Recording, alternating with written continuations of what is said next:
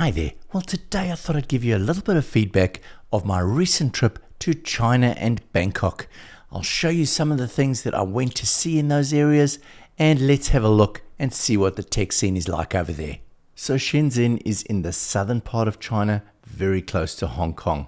It started off as a small fishing village and has now grown into this massive metropolis, which is really the tech manufacturing capital of China. I booked in at the Connor Hotel in Futian, which is about a 15-minute walk to the Sig Market.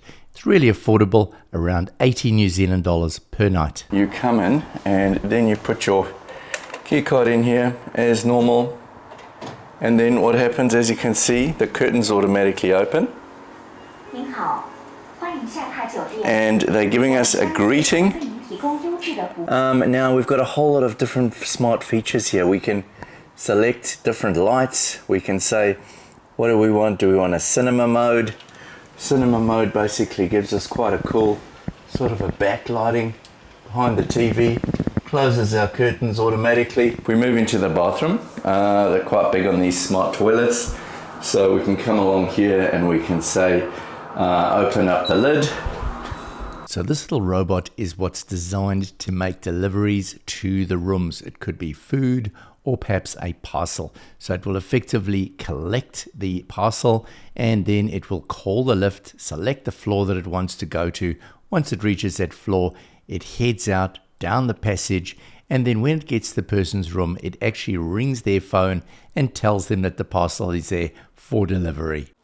Well, as you see, I finally arrived after my sort of a 30-hour journey from Auckland, New Zealand.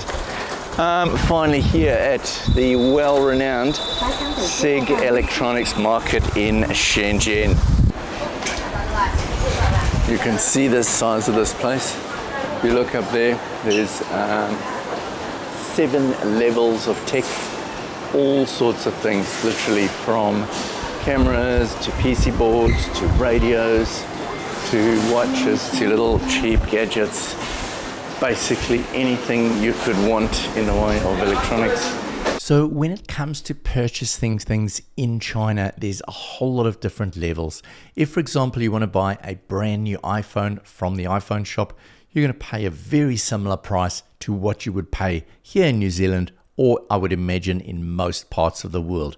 However, there are a whole lot of other options. So at the Sig Market, for example, you could buy a fake Apple Watch, for example, for around 35 New Zealand dollars. Obviously not quite the same, but pretty amazing. And then when it comes down to component level, this is where you can really start by saving when you actually go and deal with the people directly. So effectively, if you're a manufacturer wanting to source components, this is definitely the place to go. They have those large reels of individual components, and you can source these directly from the manufacturer at really good costs. Some of the things to know about China, first of all, when it comes to accessing information over your phone, there is a limitation.